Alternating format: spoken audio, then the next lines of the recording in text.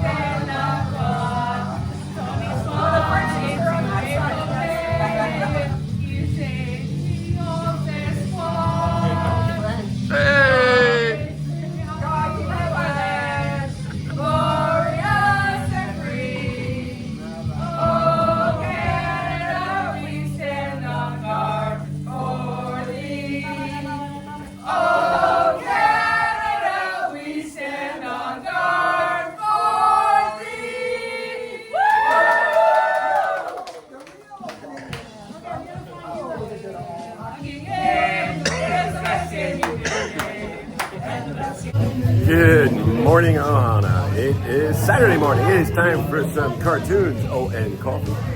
There's a little something extra in this coffee. A hair of the dog. And we just had a really nice rendition of Oh Canada. So, but we're in New York.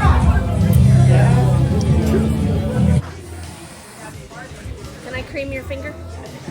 Can I cream your finger? Sure.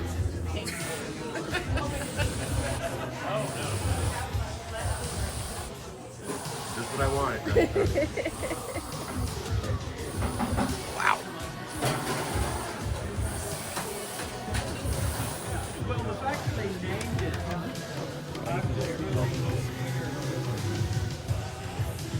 It's early. Time for sugar. More sugar. Hey, it's Captain Crunch. They got all the ones up there. Blueberry, Frankenberry. Good morning.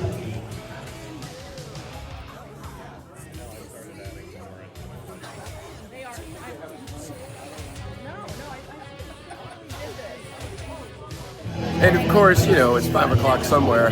They're already pushing the drinks. It's just chocolate something.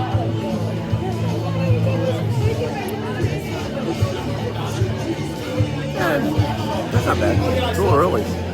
But, you know, that's what happens at OHANA. We got a lot to cover and not a lot of time. So let's get started first and foremost. Thank you all for showing up again. The fact that everybody came here on Saturday morning after the room crawls, after everything that went on last night, and you guys still chose to show up first thing in the morning for this nonsense, I cannot tell you how much this means to me. This is the third year in a row we have packed this room. So I'm in awe of all of you. There's also lots of sugar. Oh, well, there's also sugar. And as much as, you know, I want and need to thank you all for this, and I do, we cannot start this show without the most important acknowledgement, and that is, you know her, you love her, Suzanne Long in the back.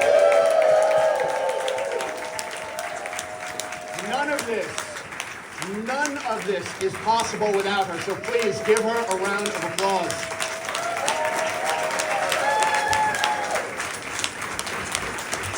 Seriously, she is unstoppable. Unstoppable. Before I get started, I really just want to look at you guys and this is just amazing. It really is. All right, so a couple of things to cover before we actually get started. I need to cover a few things that happened last year. How many people were here last year? So a bunch of you. Okay, good. So let's get into it. And so previously on Tiki Vee, yes, first and foremost, you're all going to remember that last year I came out and declared my absolute, complete, and total hatred of all things Alvin and the Chipmunks. Since that day, since the very moment that I came out and explained why I hate Alvin and the Chipmunks, I have had several people call me and text me and email me and come up to my face to tell me how I was wrong and how Alvin and the Chipmunks were so culturally and historically significant in both cartoons and music. And I like to think of myself as a very pragmatic, logical person. I like to see the argument from all sides. So much as I appreciate all of you and your efforts, I have not changed my opinion. Fuck Alvin and the Chipmunks. Now, part of the reason why I mentioned this is because if you remember last year, in order to help illustrate my hatred of Alvin and the Chipmunks, I did in fact play something that may have crossed the line. Which is funny, because I didn't know there was a line, but apparently there's a line. That line was when I synced up Alvin and the Chipmunks version of Walk Like an Egyptian to clips from Watership Down. Now, I will not play it. It did start with something like this. The reason I will not play it again or mention it beyond right now is because, like I said, I feel like I crossed the line because most of you laughed and thought it was really funny and I thought it was hysterical and I was like, I found my tribe, they're as demented as I am. There was one person that didn't find it funny. There was one person in the audience who gasped in absolute sheer panic and horror. And that person was my very, very good friend, Extine. She is adorable. And somebody in the audience, and I don't know who it was, and I looked for it, I couldn't find it. Somebody took the most perfect photo I have ever seen. When that video played, somebody behind Extine, she's watching it, like the rest of us. And when she realized what was going on, she turned around and the look of panic in her face was palpable. It captured this one perfect moment, captured everything. And it was horror and panic. And she wanted, like you could see she wanted to get up and run away and scream out. I could not find the photo. I looked everywhere. I know it's on Facebook somewhere. I don't know who has it, who took it. If you know, please show it to me. The best I could do was this.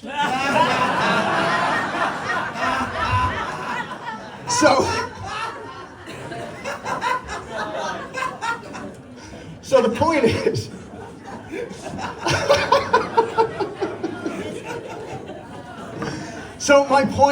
the point of all of this is just simply to say that this year the seminar is going to be free of any shocking or unpleasant moments. And I do this not for myself. Come on, we're doing this for Extine and we need her to be happy. Extine, I don't know why the ChatGPT made you look like Ruth Gator Bader Ginsburg. I could have fixed it, but fuck it, I did not. Oh, okay, and speaking of fucking it, last year, I apologize, I do need a script for this because there's a lot of shit to cover and I don't have time. I'm not memorizing this. Anyway, last year, you know that I caught flack the first year for my potty mouth, right? So and it's true, I do have a potty mouth. I say this unapologetically, but there is I was hip to the fact that there is a disconnect between my cute little Care Bear seminar and my truck driving porno vocabulary. And so,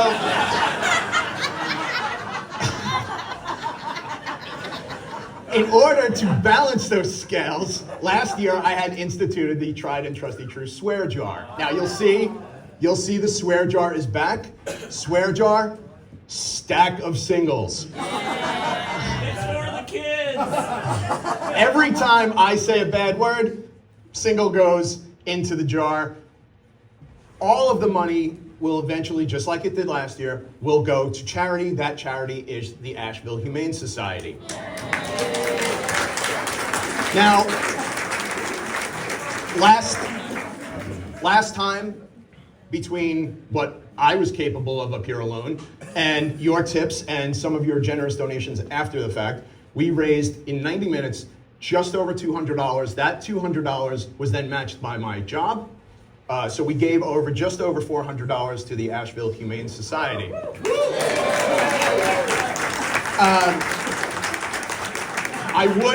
I would very much like to try to up that number this year if we can. I've doubled the amount of bills that I brought, so I will be doubling the amount of swearing. I am not one to do something crass like pass this tip jar like it's the collection plate at church. That's why I have Mark Hooper.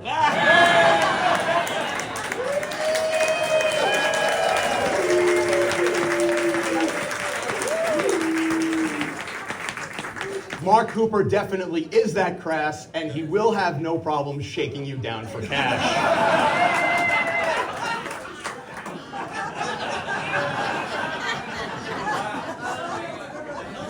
So, all right. So now that we've gotten all of that out of the way, we can finally get this show on the road. All right.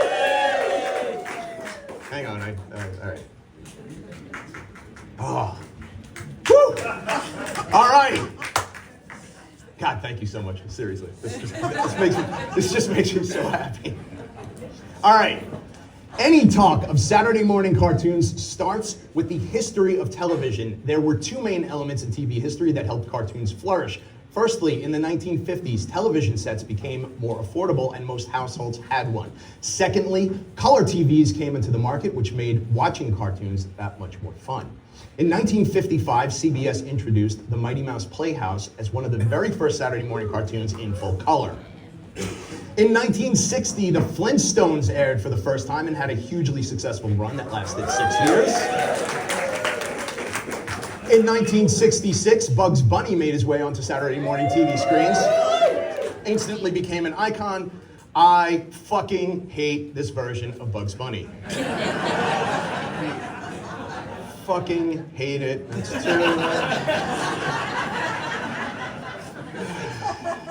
Other favorite 60s cartoons soon followed, including The Jetsons, Popeye the Sailor, Rocky and Bullwinkle, Underdog, Adamant, Yogi Bear, Huckleberry Hound, Peter Potamus, and Ricochet Rabbit, just to name a few.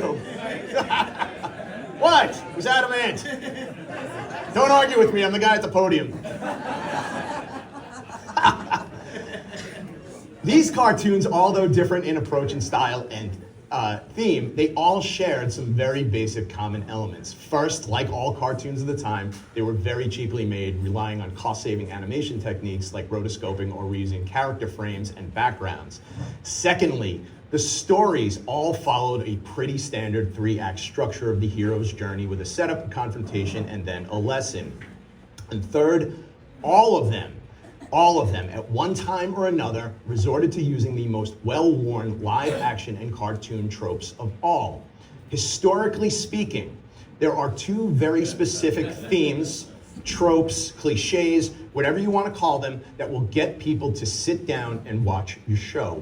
One of them is, and will always be, sex. Don't worry, ladies, I got one for you too.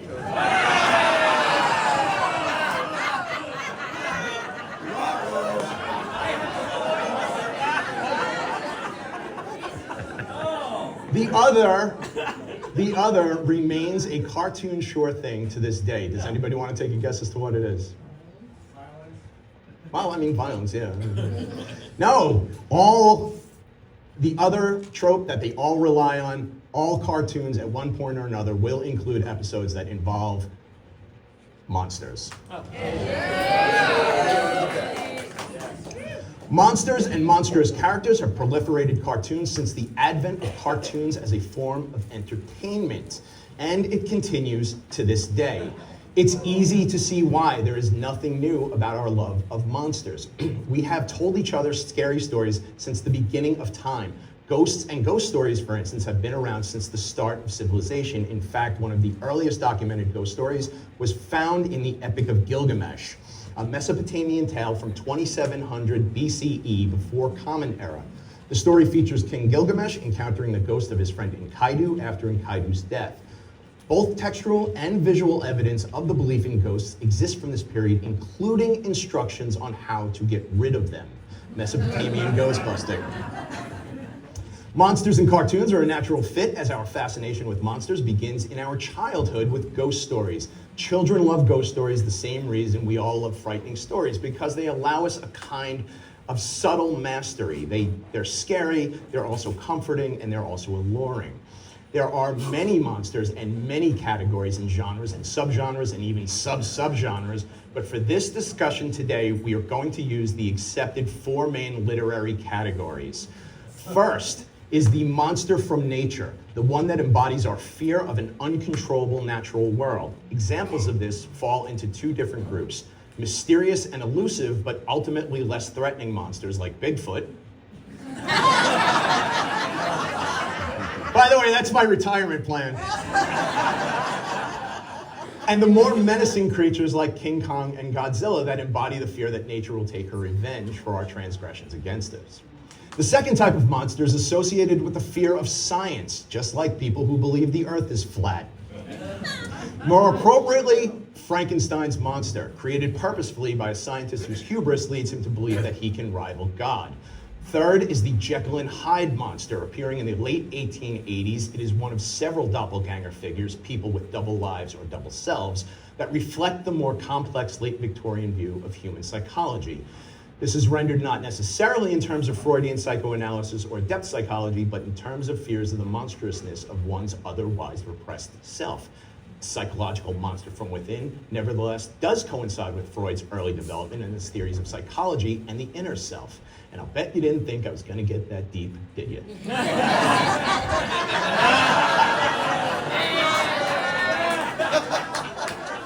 That was a long way to go for a cheap sex joke. Which, by the way, is the name of my autobiography.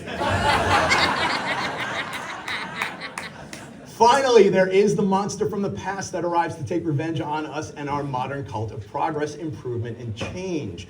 Dracula, who comes out of the very distant, even pre-Christian past, is a prime example. Every single one of these literary monsters has appeared on Saturday morning cartoons and kids shows. Does anyone know what the very first cartoon monster was? Anybody want to take a guess? It was this brontosaurus. It was what? It was this brontosaurus, wasn't it? No. No. It was Gossamer. Hang on a second. Very first original cartoon monster. Yes. Yeah. It's American. Gossamer was introduced by animator Chuck Jones in the 1946 Looney Tunes cartoon Hair-Raising Hare. In it, Bugs Bunny is lured to the lair of a mad scientist. At this time, a caricature of actor Peter Lorre. The monster serves as a scientist's henchman. Part of that plot was repeated in the 1952 cartoon Water, Water, Every Hare, in which the monster's character... Yep, that's it. Water, Water, Every Hare, in which the monster's character is referred to as Rudolph, or simply Monster, in need of a live brain for his giant robot. Mad scientist, that's this time a caricature of Boris Karloff, releases the monster from his chamber on a mission to capture Bugs Bunny. The monster then next appears in Duck Dodgers and the Return of the 24th and a Half Century in 1980. This is the very first cartoon in which the monster is called Gossamer, named by Marvin the Martian.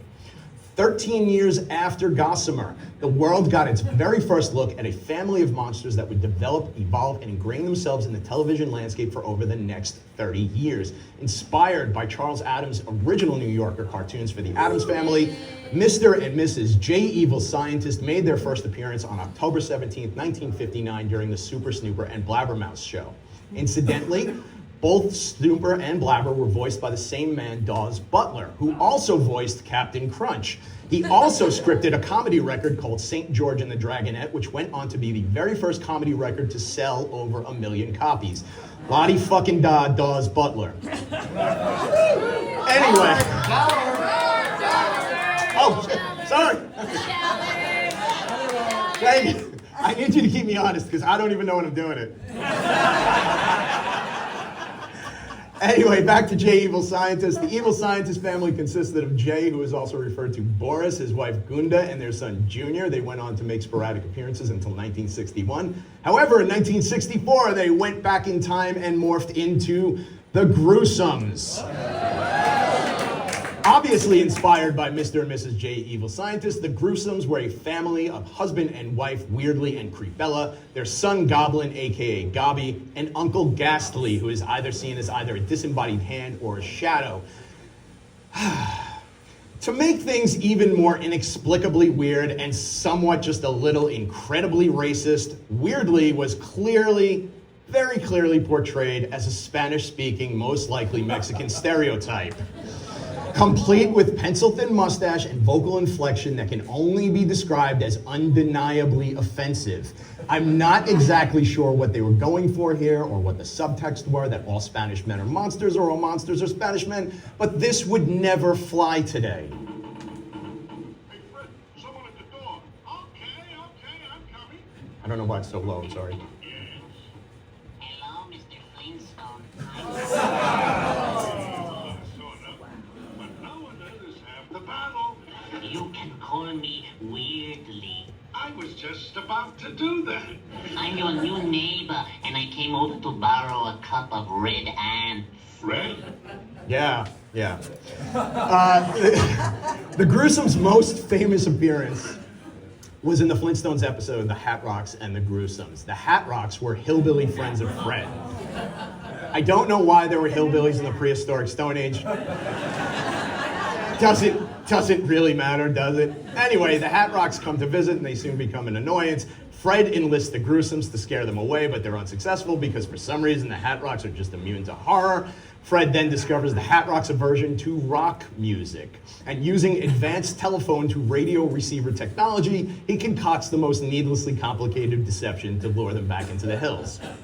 This episode is notable for two things. It's notable basically because Fred, Wilma, Barney, Betty, Pebbles, Bam Bam, Dino, Hoppy, and the Gruesomes sing the Stone Age classic, She Said Yeah, Yeah, Yeah, which is a takeoff of the Beatles' She Loves You. Now, before we watch this, a couple of things. Nothing about this plan makes any fucking sense at all. Yep. The song will be stuck in your head all day. And this will be the longest 1 minute and 20 seconds of your life. Hurry up, Barney. All set, Fred. Now let's fix the telephone. Make it snappy, Bob. Right, Fred?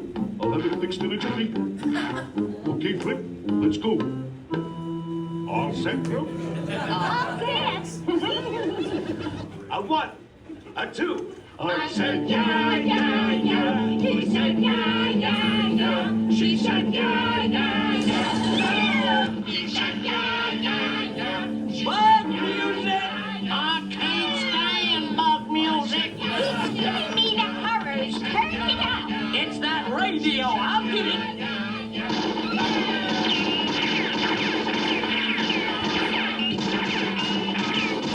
I can't stop the ornery thing. I'll call the cops.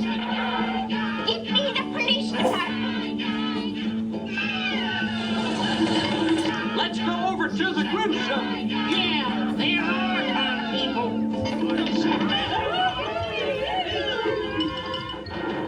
Jump when Jehoshaphat.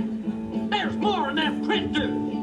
I said yeah, yeah. He said yeah, yeah, yeah. She said yeah, yeah, yeah. I'm glad I could share that with all of you. Now, I realize that this is supposed to be prehistoric times, but every single solitary person in that clip, monster, caveman, hillbilly, currently live in my neighborhood in Western North Carolina. Speaking of music, in 1966, the Gruesomes would team up with their old pals Super Snooper and Blabbermouse, as well as Dracula, Frankenstein, and the Wolfman for the Hanna-Barbera cartoon series LP, The Monster Shindig. Both songs on this record, Monster Shindig and The Monster Jerk, were co-written by Danny Hutton. Danny Hutton is one of the 3 lead singers of Three Dog Night. So, yeah, that's a thing. So this song and this song were written by the same person. And this is the world we all live in. In 1977, the Gruesomes changed their name to the Creeplies, teamed up with the Really Rottens, and joined the Laugh Olympics, competing weekly against the Scooby Doobies and the Yogi Yahooies. Fun fact, for those who have not seen the Laugh Olympics, the episodes were presented in a format very, very similar to real Olympic broadcasts at the time, with hosting duties and commentary provided by Snagglepuss, the pink lion, the other guy. Does anybody know what this character's name is? If you don't know it, there's no way you're gonna guess. No, it is not Hardy Har. I mean, it's better than what his name is. The character's name is Mildew Wolf. They named him Mildew Wolf. He was created by Hanna-Barbera in 1969. They chose the name Mildew because at the time, a bulk of advertising dollars were spent on marketing cleaning products. The country was experiencing a boom in real estate and home ownership, and people wanted a piece of the American dream. And so keeping things all sparkly and clean was a priority for families. So the word mildew was immediately recognizable as something unpleasant. People were fighting mildew in the 60s the way we fought ring around the collar and visible panty lines in the 70s and 80s. Today's equivalent would be something like unhoused gorilla or no healthcare hyena.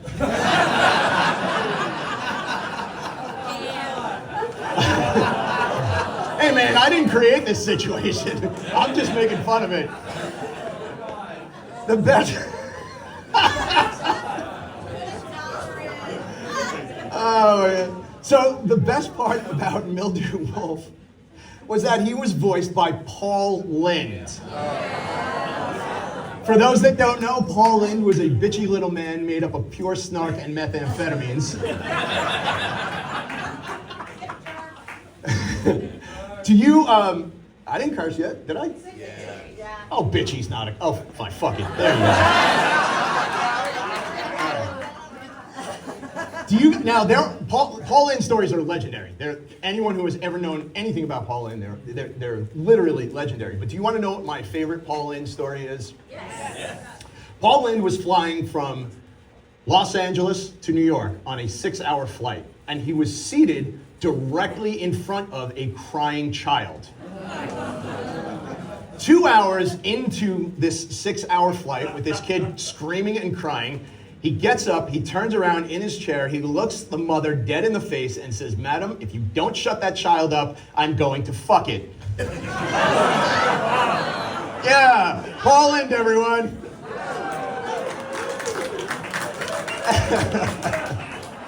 Anyway. In 1979, the Creeplies took their final form in the guise of the Frankenstones. The family consisted of father Frank Frankenstone, mother Hydia Frankenstone, teenage daughter Atrocia Frankenstone, which by the way is an awesome name. I cannot believe nobody's naming their kids Atrocia. And son Freaky Frankenstone. A second and in my opinion greatly improved version appeared in the 1980s, consisting of the greatest voice cast ever assembled for one show. Charles Nelson Riley, Broadway actress Ruta Lee, Paul Pee Wee Herman's Rubens, legendary voice actor Frank Welker, and Zelda Rubinstein, the creepy little Oompa Loompa from Poltergeist. Zelda Rubinstein was a woman so disturbing her mere presence is more frightening than the scene where the guy tears his face off in the bathroom.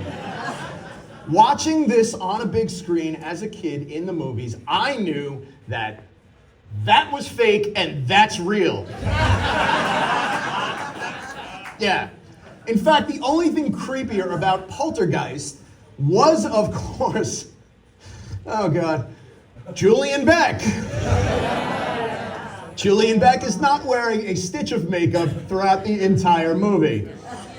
This is just what he looked like, and the only thing creepier than Julian Beck, the movie star, was Julian Beck, the stage actor. Julian Beck and his wife, Judith Molina, founded the Living Theater and Experimental Theater Group in New York City. The only thing creepier than seeing Julian Beck in the flesh was seeing Julian Beck in the flesh because he performed in the nude more often than he didn't. Yes. Julian Beck performed in the nude. Think about that. Who's thinking about it? Yeah, you're all thinking about it. Anyway, Frank Welker, who voiced Lockjaw, the Frankenstein's pet, whatever the fuck that thing was supposed to be. It's well earned. Has had a nearly 50-year career doing voice work, longer than anybody currently working in the business. He has voiced literally everybody. Most notably, he's voiced Fred and Scooby-Doo, Jabberjaw, Dynomutt the Shmoo, Megatron, Shockwave, and literally like 1,000 other characters. But my favorite thing that Frank Welker has ever done is this. Acting! Can you imagine, like, you've been doing this your whole life and you get that script?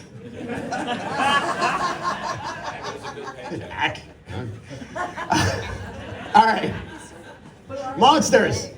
Let's get to the meat, skin, and bones and talk about the GOAT of cartoon monsters. There are many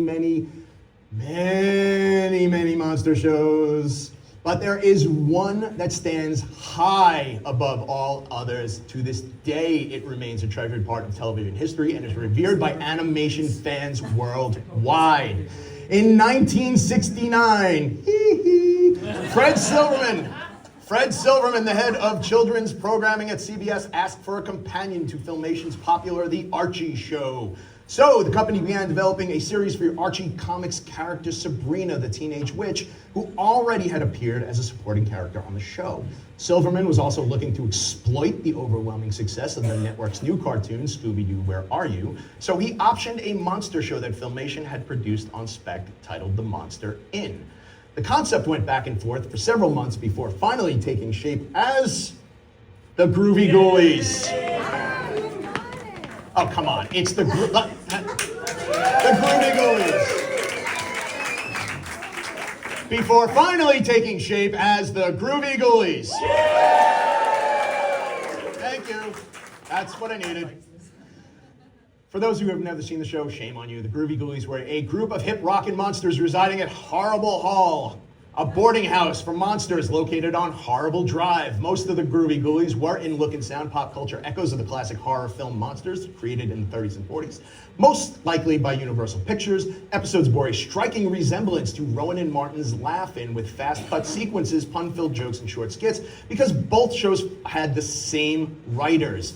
Each episode included 2 pop songs, one performed by the Monster Trio, Drac, Frankie, and Wolfie, and a closing number sung by any one of rotating guest roster bands. The Bare Bones Band, the Mummies and the Puppies, who had Tiny Toom on guitar and Mama Casket on drums. The Rolling Headstones and the Spirits of 76. They were also showcased on ABC's Saturday Superstar Movie, a feature called Daffy Duck and Porky Pig Meet the Groovy Ghoulies. Famous for 2 things. First, it is the one and only time that Warner Brothers loaned out their famous Looney Tunes characters to appear in a Filmation production. And it is the first time the Monster Trio ever appeared in live action, when they hopped through the magic mirror into Mad Mirrorland. Stop, you little brat. Come back here with that guitar. Oh, no. Catch me first. And the little brats run away to Mad Mirrorland.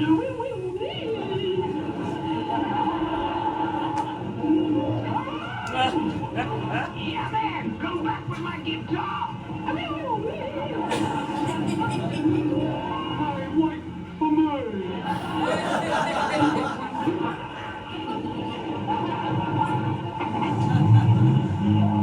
Okay, this really goes on like way too long. It's all very Monty Python, and it fits perfectly into the cocaine-fueled hellbenders of the 1970s. So, here's the really interesting thing. I'll show you the rest of that clip if you really want to see it. Good Lord, it goes on forever. It's not that great. So, here's where things get kind of interesting with Groovy Ghoulies. The show only ran for 2 years and only produced 16 episodes, but it remains one of the most beloved cartoons that ever aired and is widely considered Filmation's best cartoon to date. Not only that, but you know how Hasselhoff is huge in Germany? Yeah. The Groovy Ghoulies are huge in France. Make it make sense. The soundtrack record was one of the first soundtrack records for a cartoon show ever translated to French.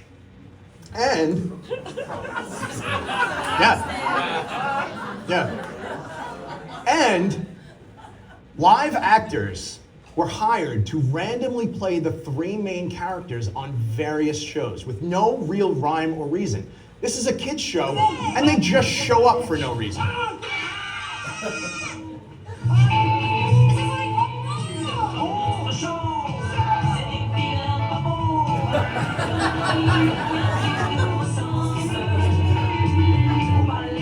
There's no context for this. It also goes on way too long. Yeah. I don't know what the French were going for with this guy. That is absolutely not the Wolfman. That is, in fact, gay Jerry Garcia. The Groovy Ghoulies were so popular in France, they had a featured float in the 1986 Cholet Carnival. We never had anything like this. The Groovy Ghoulies transcended cultural barriers like no other cartoon show has done before or since. Not only have they been merchandised out the ass and back again. Yeah, ass is a curse, fine. No. These are German, Japanese, and Spanish toys. So, I mean, that's pretty amazing. They also have the distinction of being the first American cartoon band ever translated into Czechoslovakian.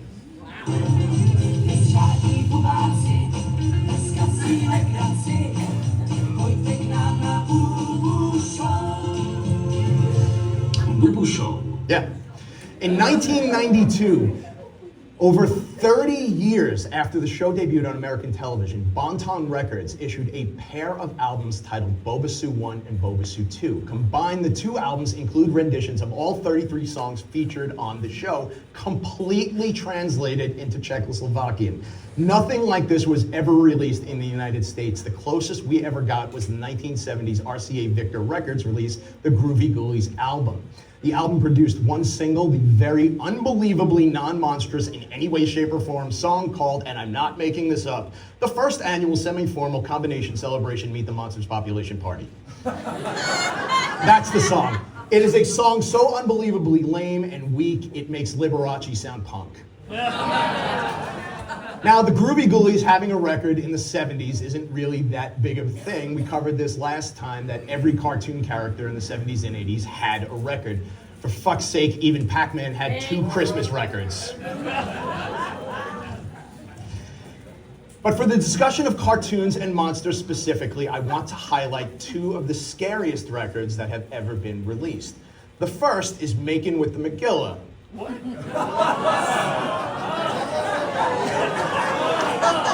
Take it all in. Take it in. That's 2 things. That's real. That's a thing you can buy. Little Eva, who sang Makin' with the Megillah, unfortunately, was discovered by Carole King as her babysitter and is the first woman to sing The Locomotion, a song that was made popular by Kylie Minogue and, for some reason, Dave Stewart of the Eurythmics. I can't even imagine why that happened. And then there's this. Okay. Pay attention for just a minute. I'm going to take you on a little journey, one most of you probably will not recover from. Hope everyone's sitting down. I'm just going to preemptively put a few singles in the swear jar.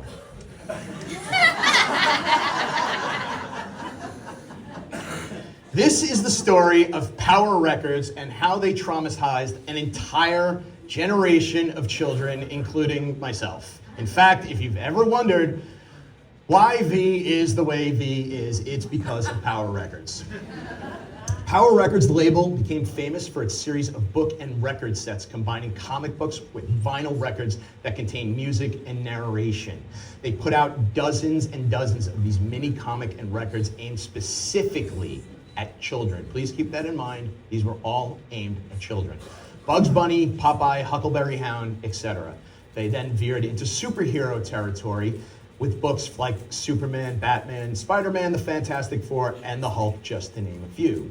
It did not take them long to jump on the monster bandwagon, and then they released the Monster series. The Monster series became Power Records' biggest sellers by far. They sold so well, demand far exceeded supply, and even now they command the highest prices on sites like eBay. The biggest seller of the Monster series was The Man-Thing, The Night of the Laughing Dead. Here's two things. Once again, I just need to stress this. This book was aimed at children 6 and up. That was printed on the cover. 2, everything I'm about to say is 100% factual. I am not making any of this up, and none of this is AI. The book, Night of the Laughing Dead, opens with a depressed clown. He's all alone in the swamp. He sits there for a moment, questioning his self-worth before shooting himself in the fucking head. That's page 2. 2 pages in, we have clown suicide. This is not subtly implied like you're thinking maybe he did or he didn't, because we see his floating corpse on page 3. Page 1, intro. Page 2, sad clown. Page 3, dead clown. This was for children. But wait, it gets better. How does it get better? Because the book ends with the ghost of the dead clown rising out of his dead body, laughing about how he's now free from the pain he suffered in life. This was a children's book. I had several copies of this. I played that record until it would not play anymore. Again, children. The Man-Thing Laughing Dead book was for children. If any of you are questioning, how the fuck did this ever become a thing? So you're right, sorry, let me back that up. If you're wondering how the hell did this ever become a thing, you are in luck, because that brings me directly to my next subject. How the hell did this ever become a thing? Give me a minute. Are we counting hell as a... No.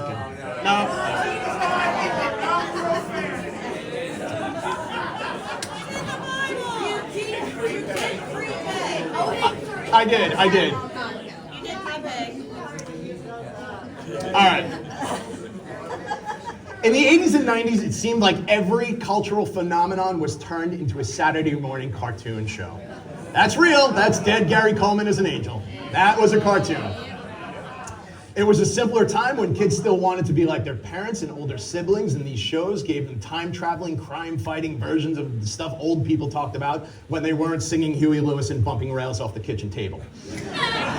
But not all pop culture icons or fads translated well to Saturday mornings. There were hundreds of cartoon morning shows that were cringy enough to age like men in half shirts. Shows like Kid and Play, New Kids on the Block, Rubik the Amazing Cube, Pro Stars featuring Michael Jordan, Wayne Gretzky, and Bo Jackson, who didn't even bother to voice their own characters, are just to name a few. But to make things simple and for the sake of everyone's mental health, I will keep this easy and break it down into 2 distinct categories. First, there are things that simply did not age well. Wait, no!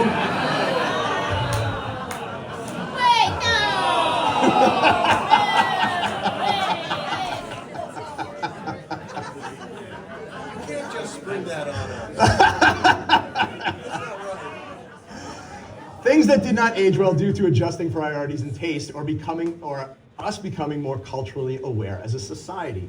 For instance, Go Go Gophers. I don't even need to play the clip, you get it. There's no points for jumping ahead. This series is set in the late 19th century in the American West, where a group of coyote soldiers try to secure the town of Gopher Gulch by wiping out the last 2 surviving Gopher Indians. This is a cartoon rooted in colonialism and genocide. Yay!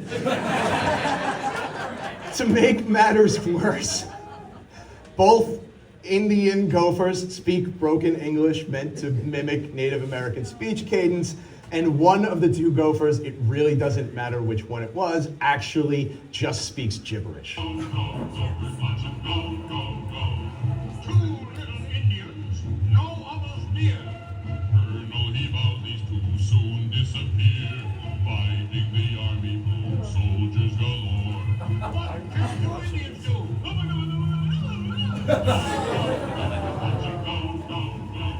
I didn't create it.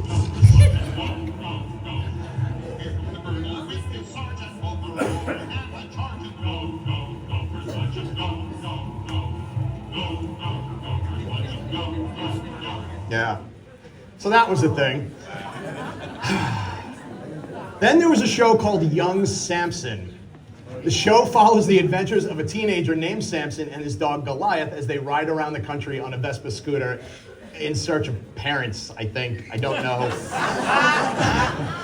Whenever there's trouble, teenage Samson transforms himself into the biblical Samson, the implications of which are mind-boggling, and his dog turns into a super-powered lion with laser beam eyes, again, for some reason. Also, what I want to know is, what is with this creative decision? Wait,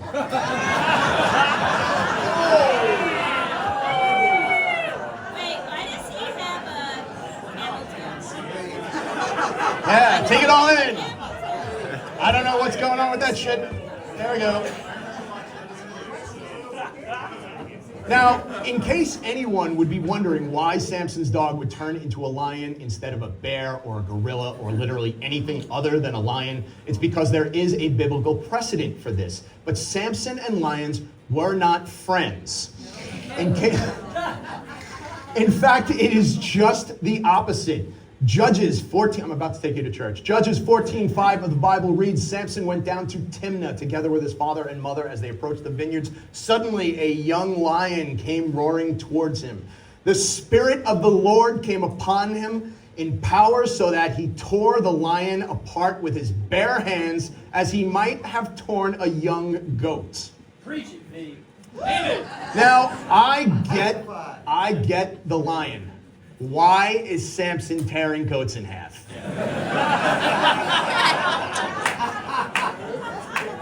It begs the question, did Samson physically assault all the animals?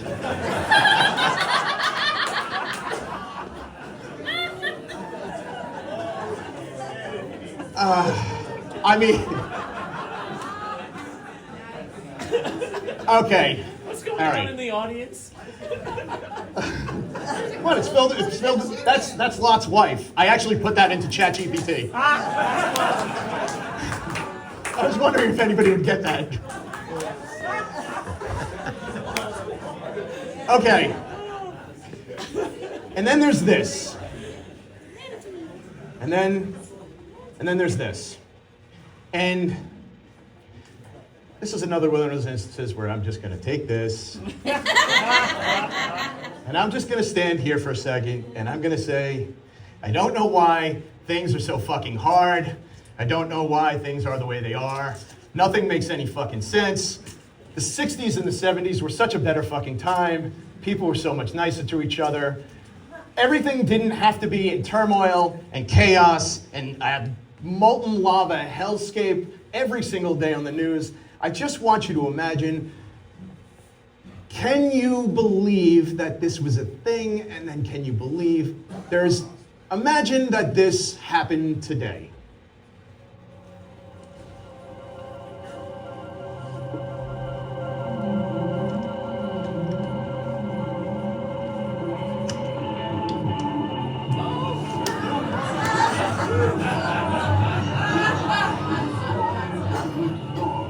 Every molecule charged with life. Powers that enable him to change his molecular structure to steel, to granite, or whatever the need requires. To serve his country in the cause of justice has brought James Norcross to the highest office in the land as Superintendent.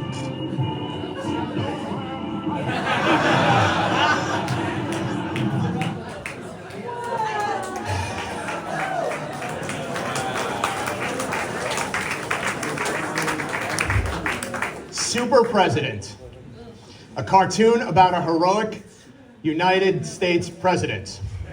One that stands for good and honor and justice and truth and common decency. And I want to put rocks in my pocket and walk into the lake.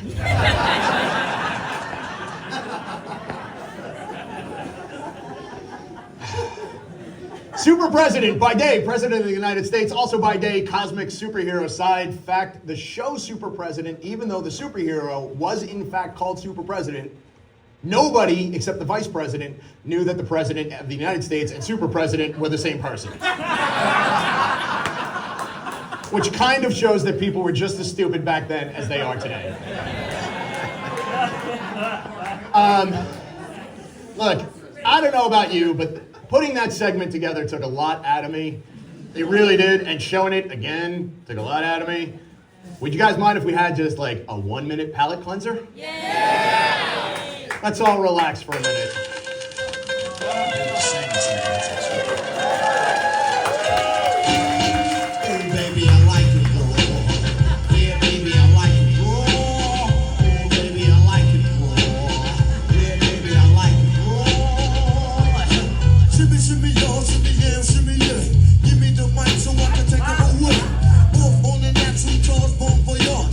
From the home of the Dodger Brooklyn squad. Wu-Tang Club, he's on the score. Bring on your college ass disco cool. For you to even touch my skill, you gotta hold the one killer me, and he ain't gonna kill now. Chop that down, pass it all around. Lyrics get hard, quick cement to the ground. For any MC and any 52 stunts, I get psycho. Killer, Norman Bates, my producer slam. My flow was like, damn, jump on stage, and then I did that. Baby, I like it raw. Yeah, baby, I like it raw. Baby, I like it raw. Yeah, baby, I like it raw. Baby, I like it raw. Yeah, baby, I like it raw. Baby, I like it raw. All right. Thank you for indulging me in that. Remember, kids, bad times are temporary. Wu-Tang is forever. All right, getting back to the show. Then there are just bad ideas.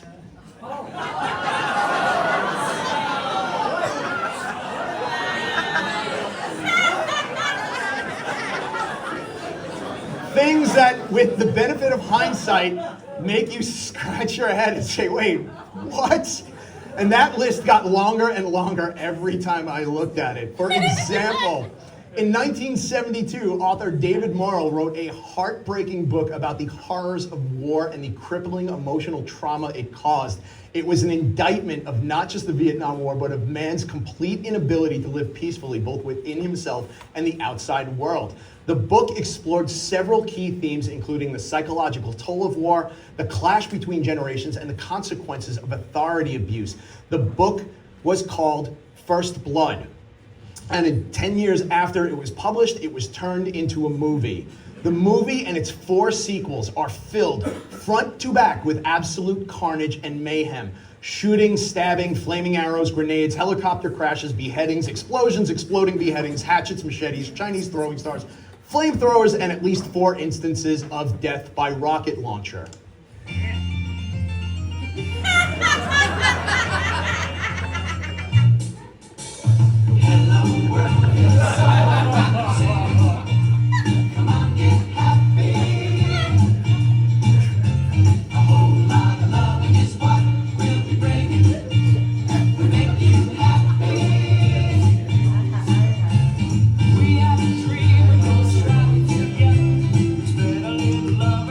Keep moving on.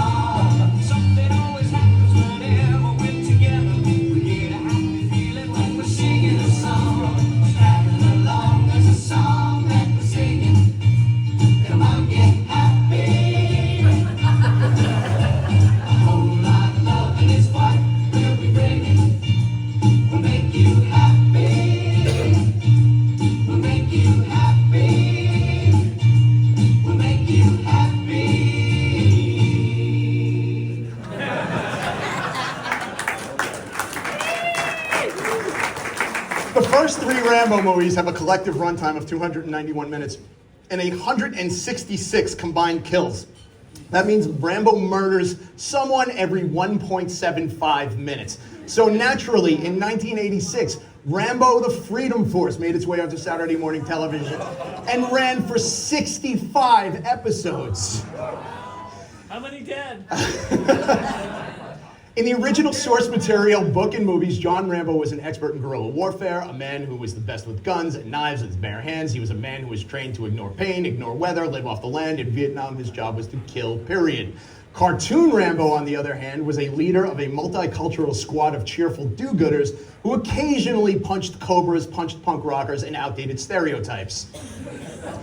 Cartoon Rambo was a well-adjusted man who never talked about his experiences in Vietnam, never mentioned the hundreds of people he slaughtered, never once mentioned the necklace of Viet Cong ears he fashioned from his victims, never talked about being a prisoner of war, and never once brought up his lingering case of post-traumatic stress disorder. Cartoon Rambo was non-violent and overcame his enemies with clever thinking rather than an explosive arrow to the eye socket. Cartoon Rambo rode a scooter with rearview mirrors and played beach volleyball. Cartoon Rambo was in fact kind of a pussy. Moving on, in 1987, Dutch filmmaker and dirty old man Paul Verhoeven directed such modern classics as classic cinema classics, you know what I'm saying, Basic Instinct and Showgirls. Oh, God. In 1987, he directed a futuristic sci-fi movie wherein a man is brutally murdered, leaving his wife a widow and his child fatherless. Through science and technology, he is brought back to life and spends the remainder of the movie gleefully dispensing undead justice by cutting down bad guys like corn stalks in a field. That movie is, of course, RoboCop. RoboCop isn't just an R-rated movie, it's a disturbingly gory R-rated movie. It absolutely does not hold back on blood and guts and splatters gooey viscera of all kinds. The Parent's Guide of the Internet Movie Database lists violence and gore, profanity, and frightening and intense scenes all as severe. The original Friday the 13th does not come close. RoboCop is so gleeful about dispatching the bad guys, he goes around and shoots them in the dick.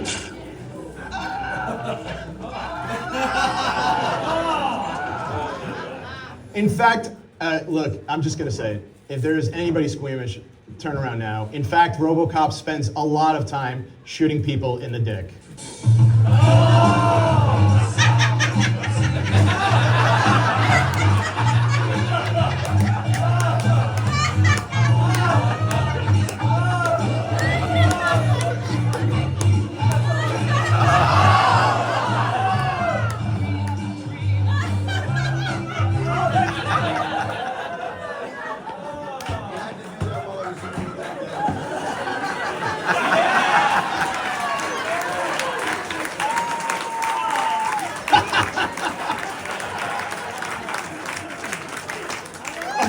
Wait. Before anybody gets all freaked out, I need you to know something. That clip, Statistics were down. that clip was not edited before I got it, okay? I spent an hour editing this clip. This is in fact my editing screen at home. You can see it's called All Dick Shots. I went frame by frame and traced this pixelization to cover it to make it more palatable for you people. I did that. Do you guys know about the new Superfez that they're instituting at FomCon this year for us in the order? You've heard about it, right? It's this new Superfez for people who have gone above and beyond and have done more for the fraternal order than anyone else. Nobody in the history of FOM has ever spent any time editing any amount of dicks out of any video except me. I am the only one. Yeah, I did that for you.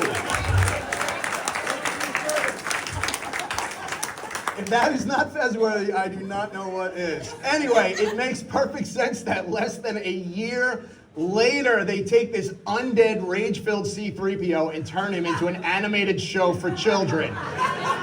RoboCop, the animated series, premiered on October 1st, 1988, and was so bad and so poorly received, Orion Pictures, the company behind it, only produced 12 episodes, not even a full season. The idea wasn't just inappropriate for adapting a bloody kill fest into a delightful little children's show. It went the extra step of including a less than subtle subplot of RoboCop's partner Ann Lewis having romantic feelings for the revenge-seeking Hitachi magic wand with a gun. I do not know why they are on a date. I do not even want to guess what RoboCop ordered. RoboCop is such a bloody film. I know you've all seen it, right? Yeah. What is your standout memory of the movie? Think of the one scene. Can you fly, buddy? Is it this?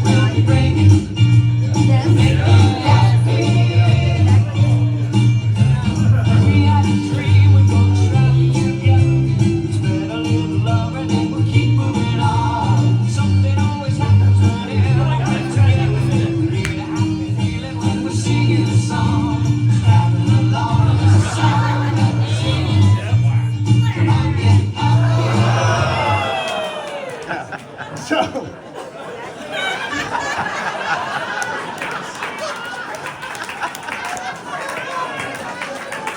all right.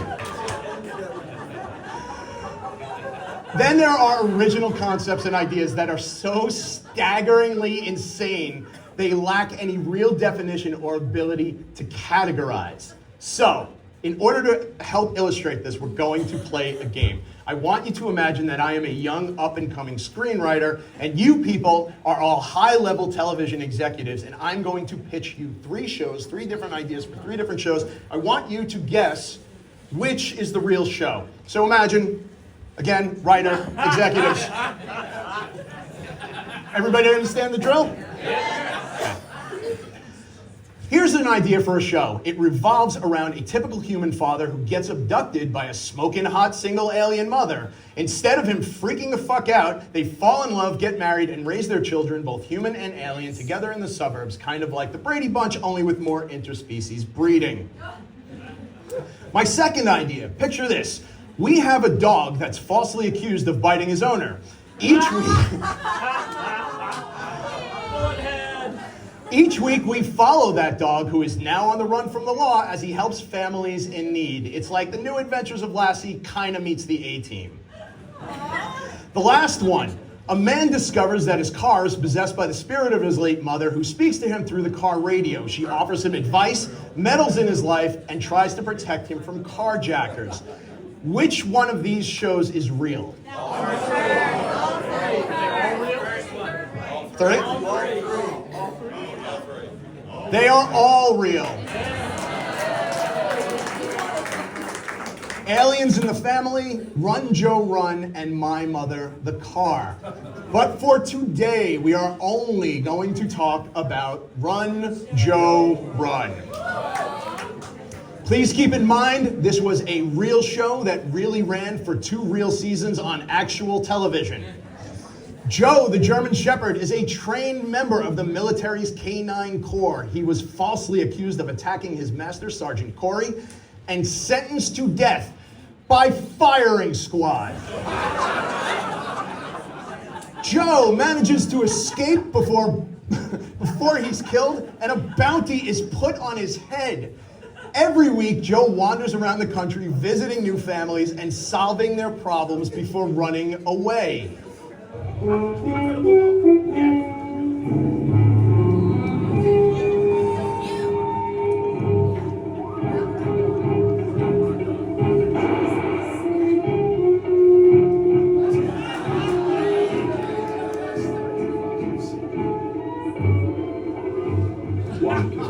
Male German Shepherd, black and tan, answers to the name of Joe, accused of attacking his trainer, Sergeant Will Corey. A crime he did not commit. Only Corey can prove him innocent, but he must find Joe before his pursuers track him down.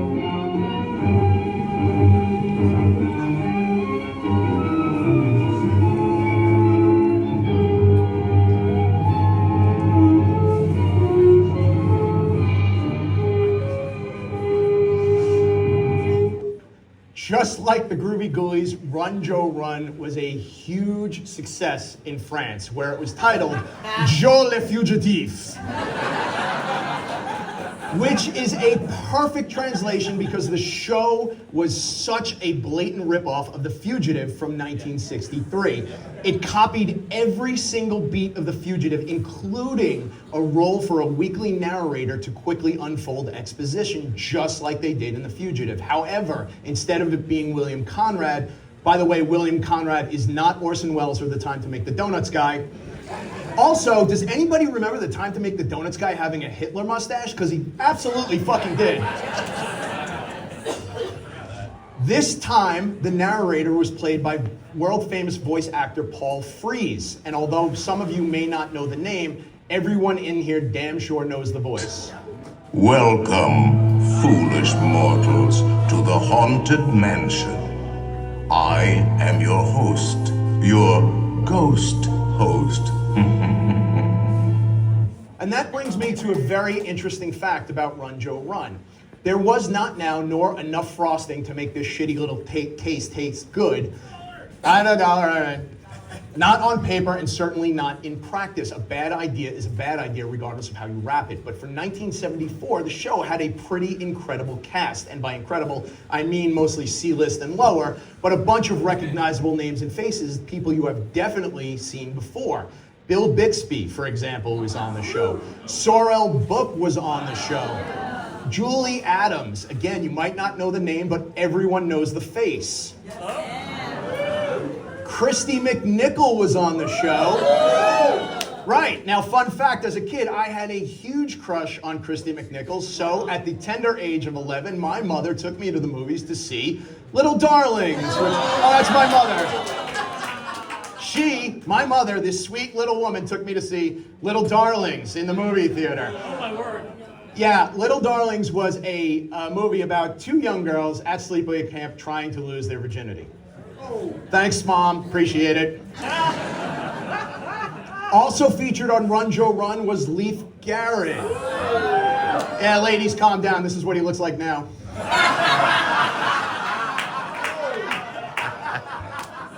Pat Priest from the Munsters was on the show, as was Robbie Rist. And yes, we all know who Robbie Rist is. Run, Joe, Run was, by all accounts, a modest success. It wasn't great, but it certainly wasn't the worst thing that happened or aired in the 70s. That distinction, of course, belongs to the made-for-TV movie, Kiss Meets the Phantom of the Park. An idea so dumb it made H.R. Pufnstuf look like a course in advanced mathematics. And a movie so low budget that Ace Frehley, this guy, had his stunts by Alan Olney, this guy. And no, I'm not kidding. And I don't know if that's some sort of weird 70s racism. They put him in white face, white ace space face. It was bad. It was just bad. Anyway, sadly, after 2 years of running about helping blind girls and mute boys, and those are 2 real episodes, Joe never got the televised happy ending reunion we had hoped for. The show was canceled, and from what I heard, he spent the next several years bouncing around from one dead-end job to the next. Unfortunately, he was seen working in a car wash outside of Cleveland. He drove a cab in New York City. He briefly managed a convenience store in Little Rock. And then was last seen working as a short order cook at the OHANA diner. Unfortunately, his current whereabouts today remain unknown. Nobody really knows what happened to Joe, but I'm sure he's out there somewhere doing his best to make people happy. And isn't that nice? Doesn't...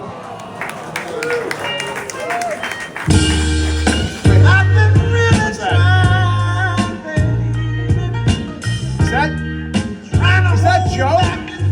Oh, Joe!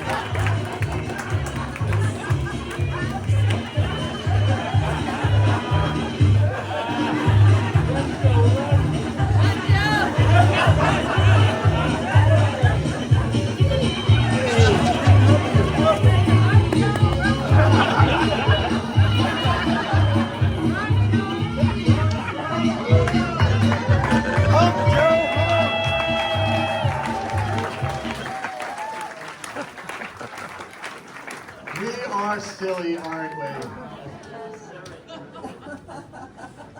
Does everybody have a drink? Yeah. All right. That was fun. OHANA, I love you guys.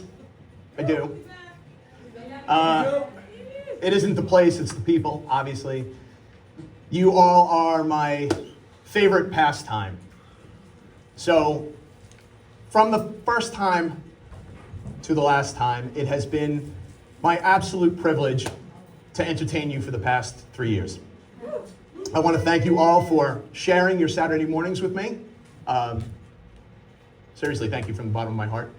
And I think it's only fitting we have one final toast. So if you will, you know what's sad? I don't even have a drink. Oh, here comes my drink. Thank you very much. Much appreciated. You guys have a good time? Thank you. Fare thee well, my compadres. Safe travel on them highways. Raise one for the journey and one for the journey's end. We will come back together someday soon. Cheers, everyone. Cheers.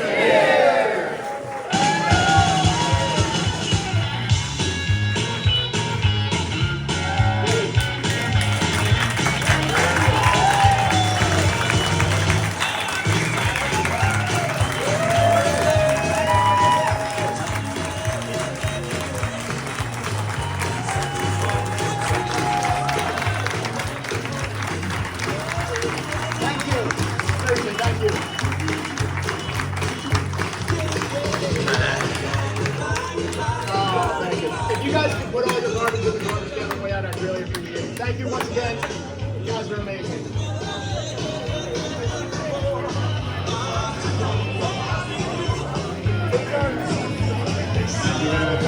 Okay, that's it. 1 hour of, well, jokes and movies and and cocktails. This is, I think it's chocolate rum. That's good.